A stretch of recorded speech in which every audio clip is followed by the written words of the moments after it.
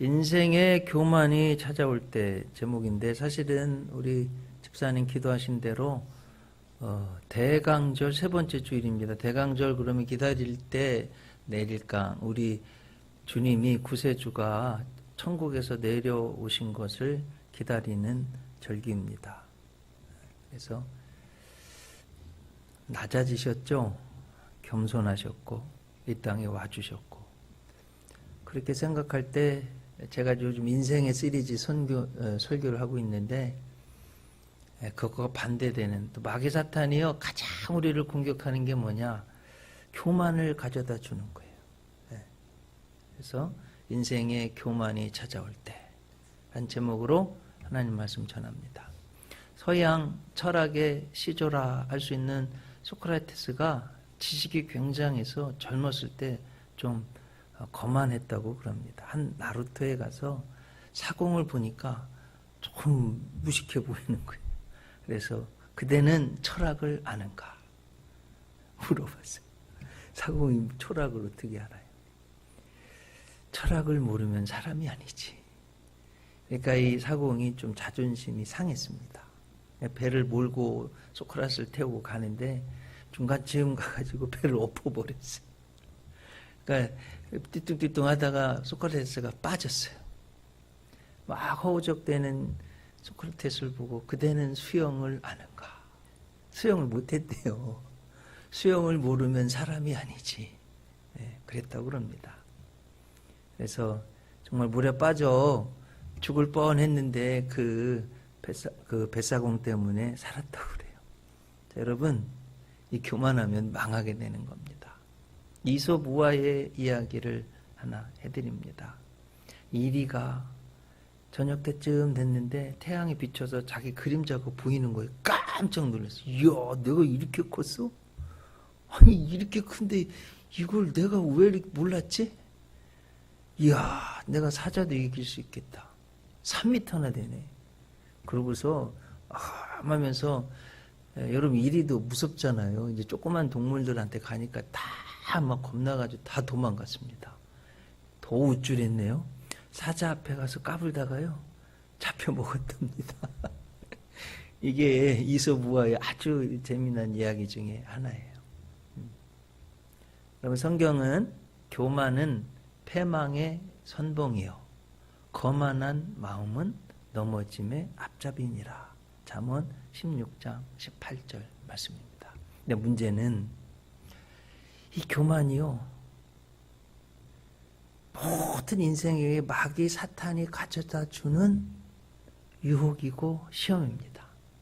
자, 대부분 저를 포함해서 모든 분들이요 교만하다고 그러면 아니에요. 나는 교만할 수도 없고 교만 안 합니다. 다 이렇게 생각해요. 근데 여러분, 그건 착각입니다. 저를 포함한 우리 모두는 근본적으로 교만합니다. 왜냐하면 첫사람 아담과 하와가 첫 번째 죄를 질 때 마귀 사탄이 어떻게 유혹했냐면, 야, 선악과 따먹으면 하나님과 같아진대. 하나님과 같아져 보고 싶은 교만한 마음이 근본적으로 있어서 죄를 진 거예요. 그 죄가 세상에 들어오고 죄로 말미암아 사망이 모든 사람에게 이르게 된 것입니다. 그 아담과 하와의 피를 유전으로 물려받은 그 후손으로 태어난 모든 인류는 죄를 짓게 되고 교만하게 된 거예요. 그래서 교만은요, 단 한 사람도 예외 없이 세상 모든 사람들이 당하는 시험이에요. 유혹이에요. 그래서 이것을 이길 수 있느냐 없느냐는 죽는 그 순간까지도 싸워야 되는 우리 안에 있는 가장 뿌리 깊은 죄, 교만입니다. 그래서 마귀가요 어떻게 하냐면 막 커 보이게 만들어요. 막 높아 보이게 만듭니다. 행복하고 달콤하고 막 칭찬합니다. 그러면 세상에서 내가 제일인 것처럼 보여요. 사람들한테는 말은 안 하는데 나는 참 잘할 수 있지. 이렇게 됩니다. 그래서 이게 사리분별이 안 되고 다른 사람이 보이지 않게 되고 사탄이 파놓은 함정이 안 보여요. 그래서 망합니다. 제가 설교집을 주로 읽는데 어느 책 진짜 많이 읽는 목사님 설교집을 읽는데 그분이요. 동양에 특히 중국의 병법서를 30권을 읽었어요. 30권. 여러분 병법서 30권 읽기가 쉽지 않아요. 30권을 읽고서 결론을 그 핵심이 뭐냐? 여러분 뭘 것 같아요? 이기는 병법, 우리 편이 이기는 병법 핵심이 뭐냐? 우리 편은 악어는 적게 보이게 만들고 상대편은 이야 쟤네들 별거 아니네. 우리는 크게 만드는 거예요. 크다고 보게 만드는 거예요. 적군은. 그래 적군이요. 자꾸 교만해져서 완전히 무방비 상태를 만드는 거예요. 그래서 막 방만하게 쳐들어오면 일격을 가해가지고 그래서 대부분 이기는 겁니다. 여기 여러분 이걸 굉장히 깊이 생각해 봐야 되고 우리 지금 대한민국의 국방의 상황도 마찬가지예요. 그래서 막 이렇게 커 보이게 만드는 것 이게 지금 세상 돌아가는 게 보이지 않게 하는 것 나만 보이게 만드는 것 이게요 망하기 가장 빠른 방법이에요. 그래서 막 사업도 크게 했다가 막 하루아침에 망하는 분들이 사기당하고 막 다 없어지는 분들이 대부분 이런 마음 때문에 망하게 되는 거예요. 그래서 이러지 않았으면 좋겠습니다. 자, 오늘 제가 대강절이라고 말씀드렸는데 오늘의 말씀은 지금 말씀드린 것과 완전 정반대. 예수님의 가장 겸손한 모습. 그리고 우리가 본받아야 될 대강절에 꼭 생각해야 될 왜 예수님을 구주로 믿고 왜 예수님이 구세주이신가 하는 것을 가장 잘 설명하는 내용이 오늘 본문입니다. 빌립보서의 내용이죠. 에베소서, 빌립보서, 골로새서, 빌레몬서 성경의 서신서 가운데 사도 바울이 대략 주후 61년 내지 2년경에 로마 감옥에서 쓴 옥중 편지, 서신이에요. 빌립보 교회에 보낸 편지입니다. 빌립보 교회는 여러분 잘 아시듯이 몇 가지 특징이 있어요. 첫째는 사도 바울이 2차 선교 여행 중에 아시아로 복음을 전하러 가려고 했는데 하나님이 막으셔서 복음 전도대 사도 바울의 선교대가요 유럽으로 최초로 넘어가서 유럽에서 최초로 세운 교회가 빌립보 교회입니다. 빌립보 교회 구성은요 드라마틱했습니다. 잘 아시죠? 특히 세 사람이 핵심 인물인데 아주 부자인 자주 옷감을 파는 장수 루디아 아주 최상위층이었습니다. 두 번째는 최하위층 로마 제국의 노예 귀신 들린 소녀 귀신이 들려가지고요 점을 치면 딱딱 잘 맞히는 거예요. 그래가지고 돈을 많이 벌었어요. 사도 바울이 보니까 귀신에 붙잡혀 사는 사람이 얼마나 불쌍해요. 예수의 이름으로 귀신을 내쫓아 주었어요. 온전해지니까 이게 점을 못 치니까 돈을 못 벌으니까 이 주인들이 고소를 해가지고 사도 바울이 너무나 많이 맞고 빌립보 감옥에 갇혔어요. 그래서 그 노예 가장 최하위층 구원했죠. 감옥에 갇혔는데 사도 바울이 불평하고 원망했냐? 아니죠. 어떻게 했어요? 네? 찬송하고 기도했어요. 그랬더니 옥터가 흔들리고 옥문이 열리고 착고가 풀어졌어요. 그런데 안 도망쳤어요. 그리고 오히려 감옥에 가만히 있었어요. 간수장이 그걸 보고 너무 감동해가지고 도대체 이런 사람들이 있을 수 있는가? 어떻게 하면 당신들처럼 구원받을 수 있겠습니까? 주 예수를 믿으라. 그리하면 너와 내 집이 구원을 받으리라. 그래서요 최상류층도 빌립보 교회에 있었고 최하류층 노예도 있었고 로마 제국의 관료인 공무원이죠.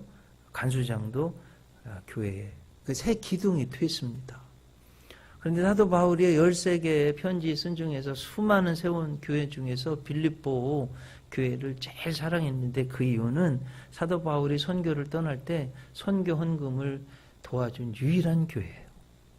그리고 감옥에 갇혔는데 에바브로디도 편을 통해서 영치금도 넣어주고 성경도 보내고 옷까지도 보낸 교회예요. 사도 바울이 빌립보 교회를 구성 자체도 드라마틱하게 됐고요. 또 사도 바울을 목회를 전심으로 물심양면으로 돕고 선교를 돕고 했던 교회. 너희가 항상 내 마음에 있으며 이렇게 말합니다. 이런 빌립보 교회에 편지를 써 보냈는데 예수님에 대해서 가장 잘 설명한 기독론으로 본다면 아주 비움의 기독론이라고 그랬는데 혹시 기억나세요? 이름 뭐라고 그랬어요? 헬라어로? 케노시스 크리스탈라지. 케노시스 기독론, 비움의 기독론. 가능하면 잘 들어서 이건 아시면은 좋을 것 같아요. 비움의 기도, 예수님이 비우셨다 자기 자신을. 비움의 기독론. 비우다를 헬라말로 그리스말로 케노시스 그럽니다. 그래서 케노시스 기독론, 영어로는 케노시스 크리스탈라지 이렇게 말을 하는데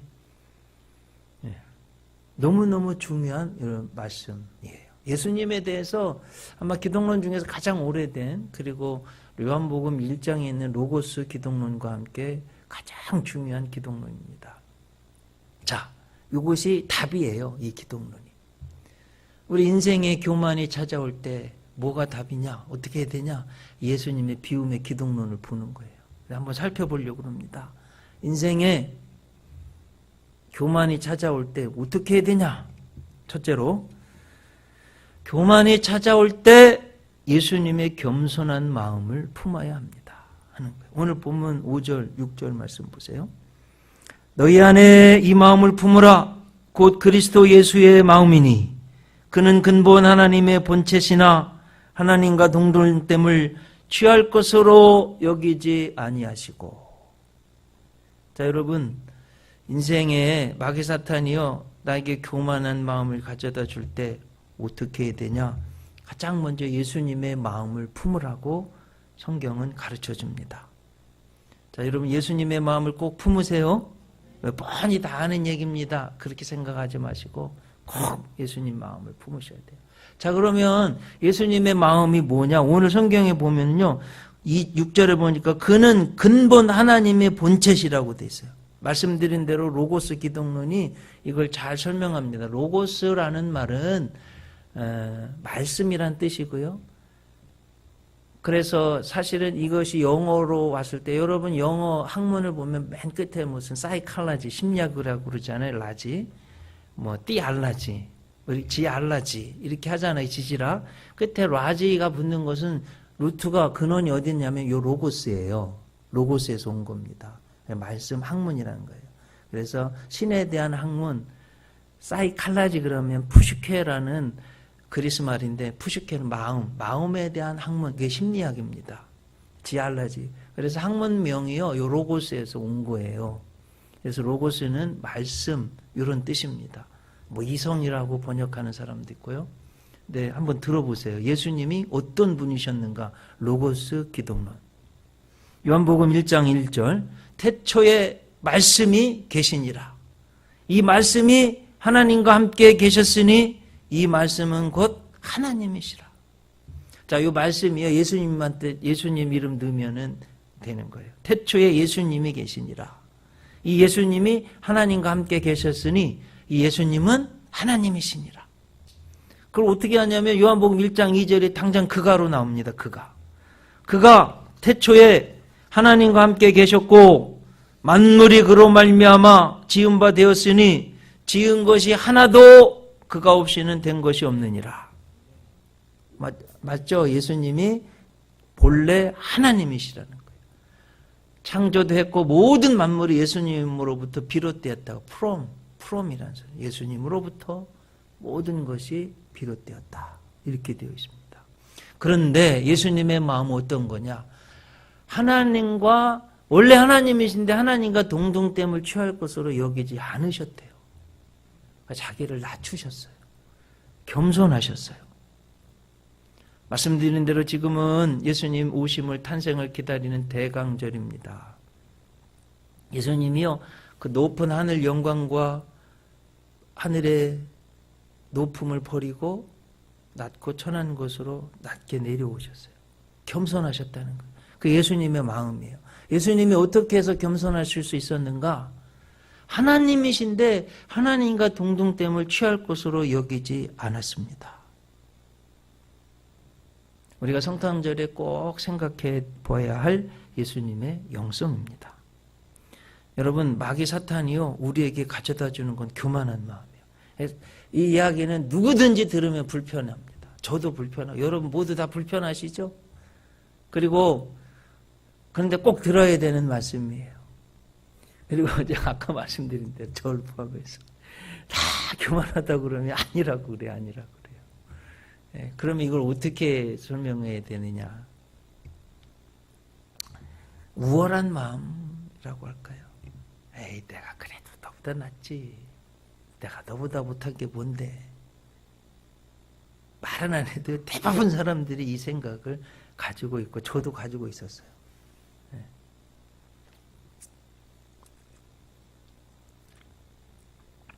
근데 여러분, 자, 부부관계에서도요, 한번 보세요. 내가 너보다 낫지. 넌 좀 이걸 이렇게 해야 돼. 그러면요, 싸움이 생기고 불편해지고 어렵습니다. 네. 이런 마음이요, 친구들 간에 있잖아요. 이게 불편해져요. 직장 동료에게 이런 마음이 있잖아요. 아주 불편해져요. 어디를 가든지 내가 너보다 낫지. 이 마음이 있으면, 여러분, 사람들이요, 이렇게 얼굴을 대할 때는 그냥 웃는 것 같이 돌아서잖아요.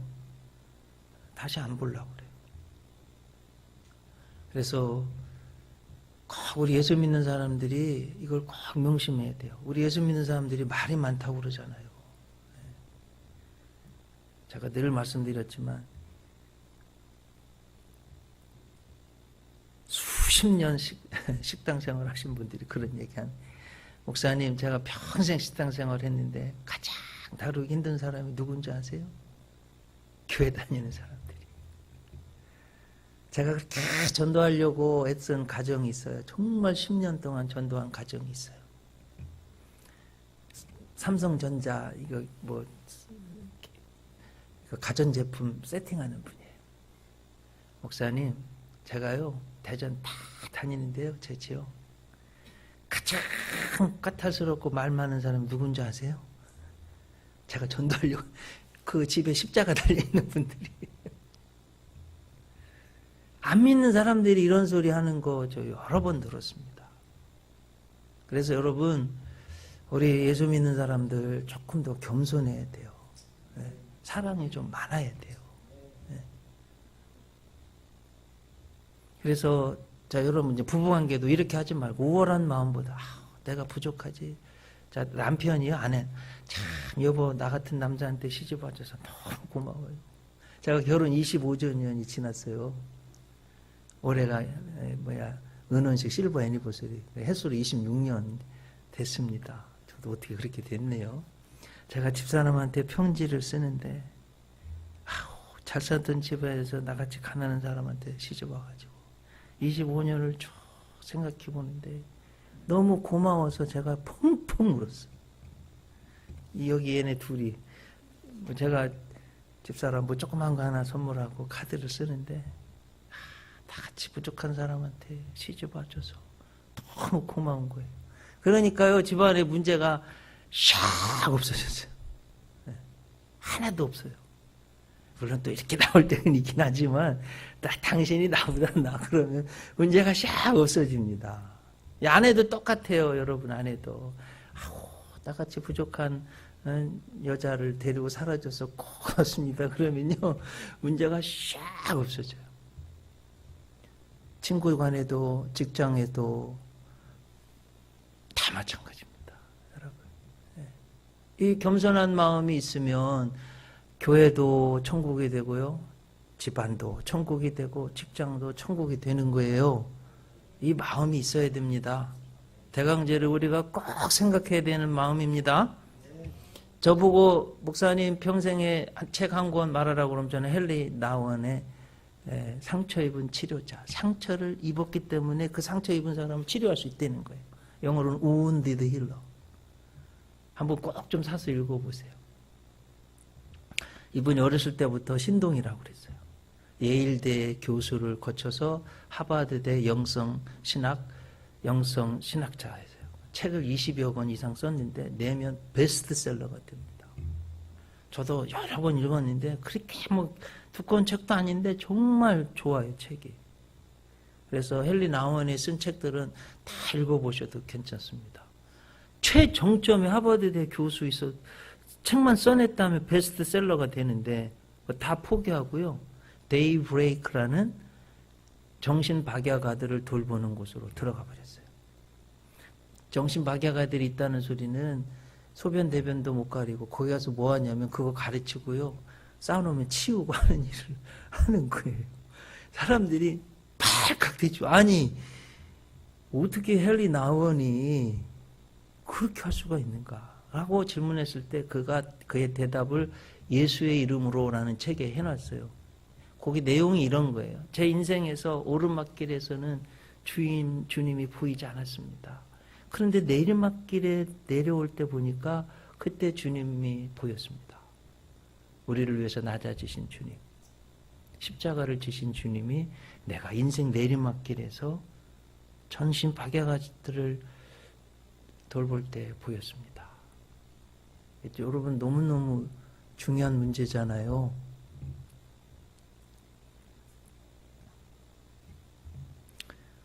제가 제 인생의 제 목회의 철학으로 삼는 성경 구절이 마가복음 10장 45절입니다. 인자에 온 것은 섬김을 받으려 함이 아니라 도리어 섬기려 하고 자기 목숨을 많은 사람들의 대속물로 주려 함이니라.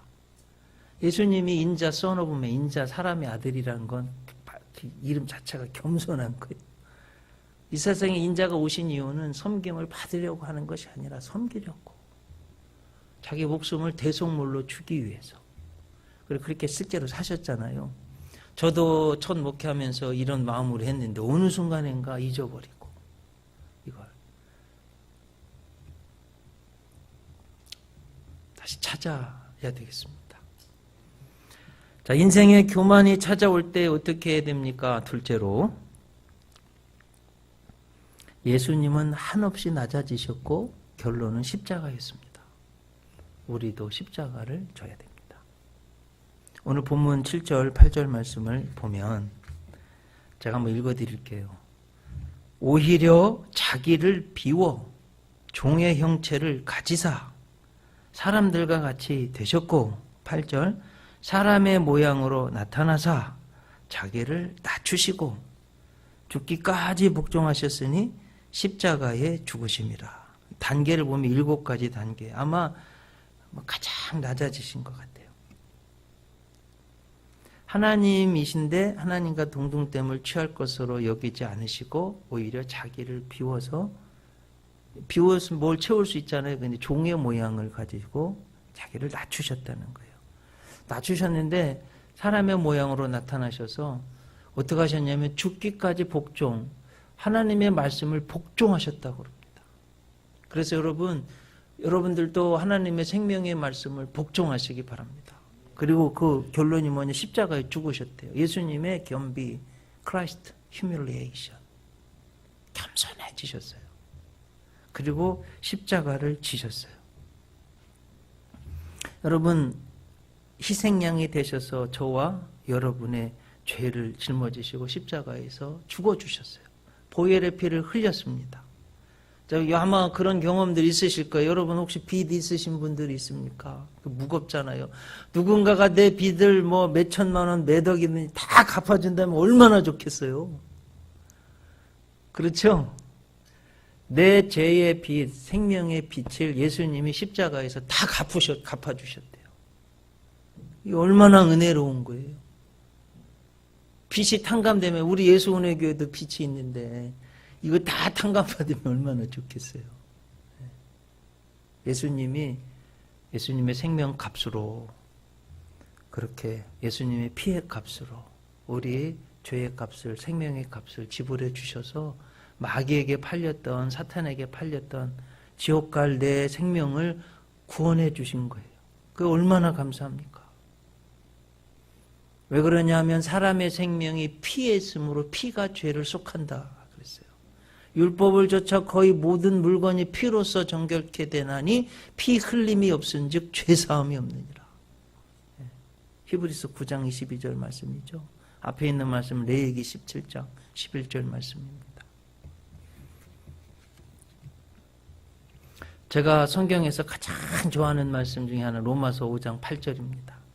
우리가 아직 죄인 되었을 때에 그리스도께서 우리를 위하여 죽으심으로 하나님께서 우리에게 대한 하나님의 사랑을 확증하셨다. 예수님의 생명값을 우리를 위해 지불해 주셨기 때문에. 2018년 5월에 있었던 일, 호주에 있었던 일이에요.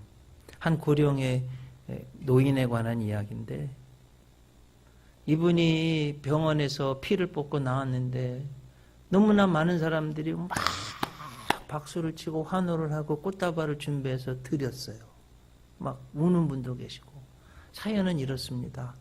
이분이 60년 전에 수술을 하러 호주 병원에 갔는데 자기 피가 RH라는 병을 앓고 있는, 그러니까 항체를 가지고 있는 피라는 걸 발견하게 됐어요. RH병은 그 산모의 혈액이 태아를 공격하는 그런 병이에요. 치료하기 아주 어려운 희귀병입니다. 그런데 이 노인분의 81살인데 피가 RH병을 치료하는 항체를 가지고 있어요.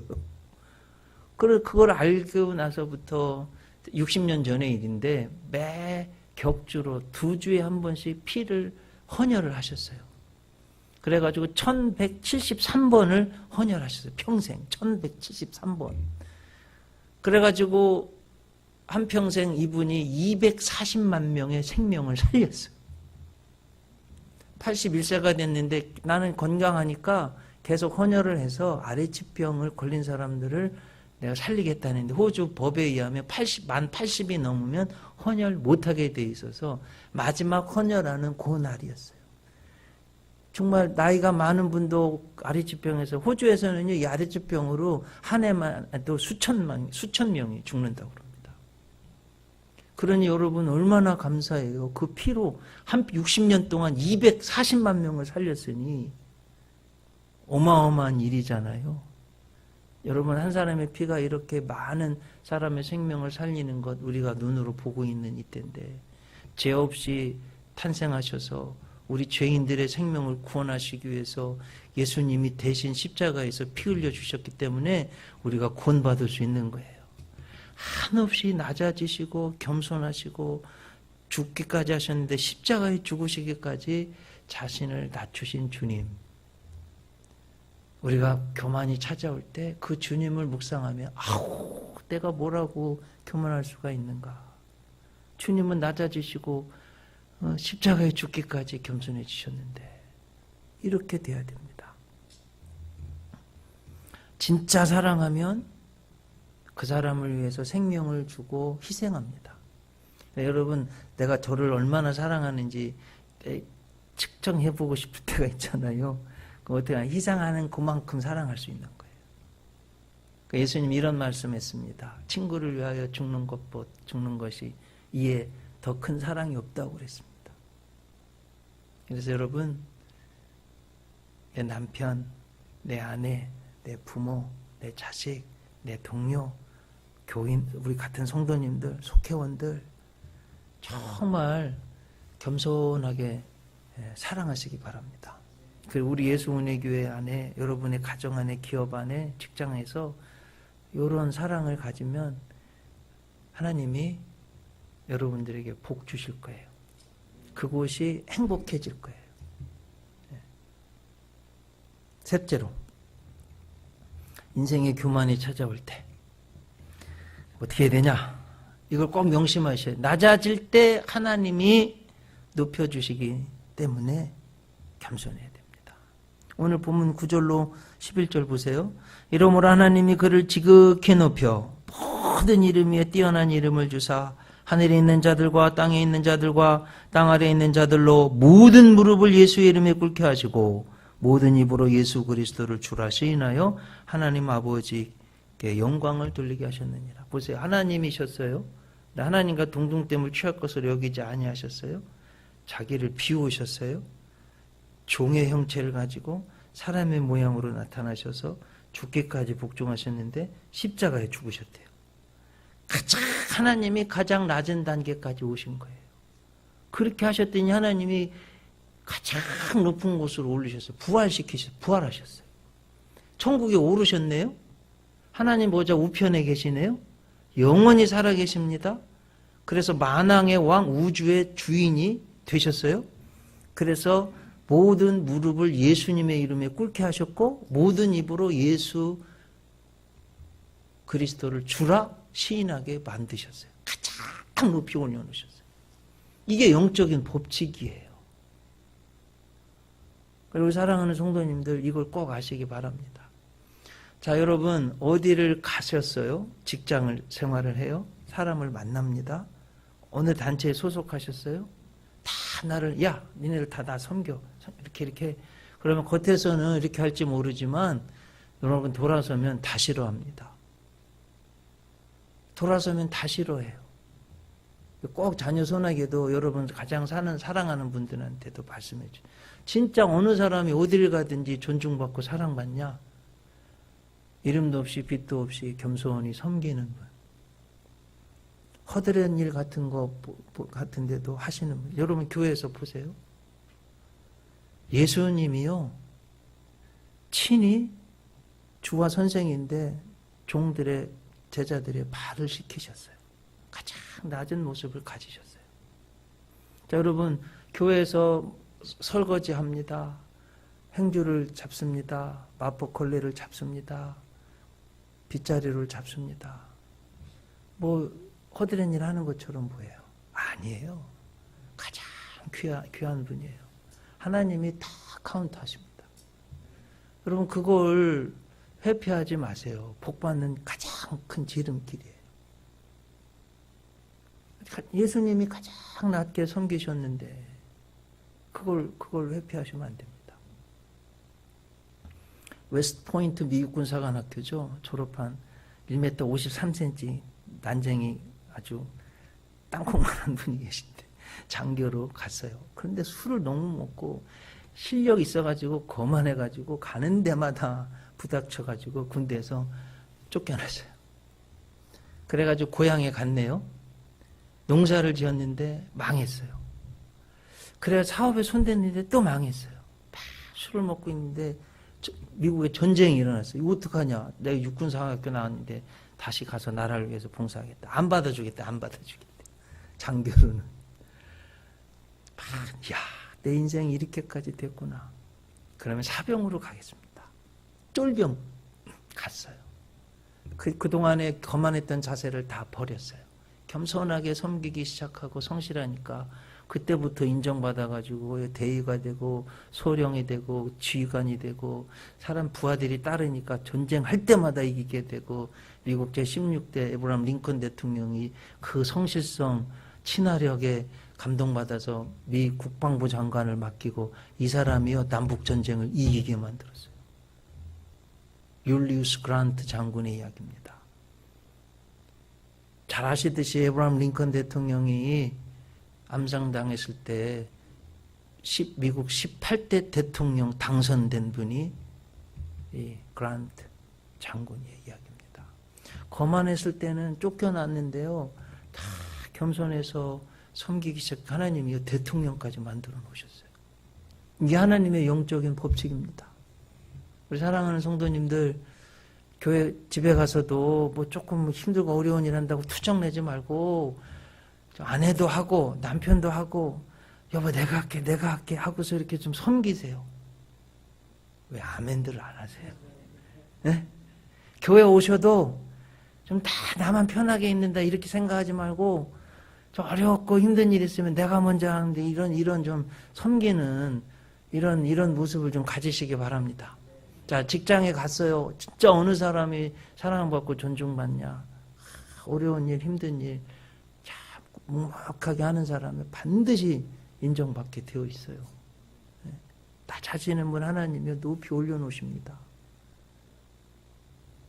사실은 저도 하기가 힘든 얘기 설교 때문에 하는 거예요. 저도 사실은 쉽지가 않아요. 하나님 말씀이니까 전하는 거예요. 이렇게 해보려고 노력을 하는 거예요. 그런 여러분들 되시기를 바랍니다. 자, 인생의 교만이 찾아왔을 때 어떡하래요? 첫째, 이게 예수님 마음, 꼭 예수님 마음을, 겸손하셨던 예수님의 마음을 가지래요. 자, 두 번째, 어떻게 하래요? 예수님 어떻게 하셨대요? 비우시고, 낮추시고, 십자가 치셨어요. 그렇기 때문에 나도 십자가를 져야 되겠다. 교만한 생각이 들 때, 나도 예수님이 십자가 졌는데 나도 져야지. 여러분, 이 생각 꼭 하시기 바랍니다. 자, 세 번째, 그럼, 이 정말 낮아지는 게 너무 어렵네, 이거. 저런 사람한테까지 내가 낮아져야 돼? 이런 생각이 들 때가 있어요. 저도 들 때가 있었어요. 그러면 그때 어떻게, 예수님도 낮아지니까 가장 높이 올려주셨는데, 그래, 내가 더 낮아져야지. 그래, 하나님이 높여놓으시겠지. 이렇게 마음을 먹으시고, 여러분, 주님이 낮아지신 대강절 기다릴 이 절기에 우리가 꼭 예수님의 마음을 생각해야 되겠습니다. 기도하시겠습니다. 하나님, 우리 주님이 하늘 영광, 천국의 보좌를 뒤로 하시고 자기를 비우고 낮추셔서 사람의 모양, 죄인의 모양으로 오셔서 죽기까지 십자가에 복종하셨을 때 구원의 길이 열린 것을 상고했습니다. 우리 모두에게 교만이 찾아올 때 이 예수님 마음 꼭 묵상하고 예수님처럼 겸손하고 낮추고 섬길 수 있는 그런 저희들 될 수 있도록 인도해 주시옵소서. 예수님 이름으로 기도 올리옵나이다.